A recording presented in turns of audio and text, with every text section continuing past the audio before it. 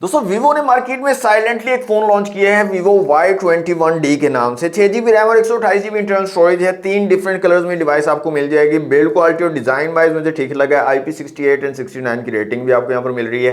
Wait इसका काफी ज्यादा मुझे लगा है, 209 ग्राम आपको इसका वेट मिल रहा है। इसके अलावा 6.68 इंच के एक IPS LCD डिस्प्ले यहाँ पर आपको मिलता है। पंच होल डिस्प्ले है। 720p के रेजोल्यूशन आपको मिल रहे हैं। 90 हर्ट्ज का रिफ्रेश रेट है। 1000 निट्स की पीक ब्राइटनेस है। ब्राइटनेस काफी अच्छी है। आउटडोर विजिबिलिटी आपको अच्छी मिल जाएगी और इसके अलावा यूज करने में डिस्प्ले ठीक ठाक है। लेकिन जिस प्राइस कैटेगरी में डिवाइस आ रही है उस प्राइस में 720p और 90 हर्ट्ज एक्सेप्टेबल नहीं है। कैमरास की बात करें तो 50 मेगापिक्सल का मेन कैमरा है। 0.08 मेगापिक्सल का सेकेंडरी कैमरा यहाँ पर लगाया गया। 5 मेगापिक्सल का फ्रंट कैमरा दिया गया, सिर्फ 5 मेगापिक्सल का। इतनी ज्यादा प्राइस में सिर्फ 5 मेगापिक्सल वीवो आपको दे रहा है।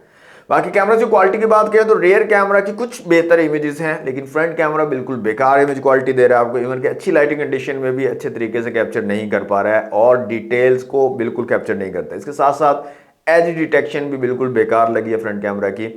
तो इतनी ज्यादा प्राइस में इतने बेकार कैमरा बिल्कुल एक्सेप्ट नहीं कर सकते हम। 6 GB 128 GB के साथ आ रहा है ये। LPDDR4X रैम और eMMC 5.1 की storage. I think UFS storage यहाँ पर वीवो को देनी चाहिए थी।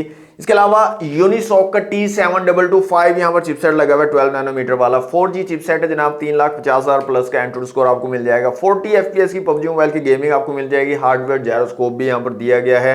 इसके अलावा गेम की क्वालिटी मुझे ठीक ठाक लगी है, अच्छी क्वालिटी आपको मिल जाएगी, अच्छा गेम एक्सपीरियंस आपको मिल जाएगा। लेकिन हीट होती है डिवाइस और हीट होने के बाद फिर फ्रेम ड्रॉप्स जो हैं वो काफी ज्यादा आपको मिलेंगे। 6500 mAh की बड़ी बैटरी यहाँ पर लगाई गई और 44 वॉट की फास्ट चार्जिंग सपोर्ट यहाँ पर दी गई है। और ये एक वाहिद ऐसी चीज है जो मुझे इस डिवाइस में पसंद आई है। बड़ी बैटरी आपको मिल रही है और साथ में फास्ट चार्जिंग भी दी गई है। 43,999 रुपीज इसकी ऑफिशियल प्राइस रखी है वीवो ने, जो कि मेरे ख्याल में बहुत ज्यादा ओवर प्राइस कर दी है वीवो ने। आई थिंक 30 से 32,000 इसकी अच्छी प्राइसिंग थी और उस प्राइस में ये device value for money consider की जा सकती थी। बाकी आप लोग क्या सोचते हैं इस डिवाइस के बारे में, प्राइस के बारे में? आपके ख्याल में क्या प्राइस होनी चाहिए थी? लेट मी नो इन दी कमेंट बॉक्स।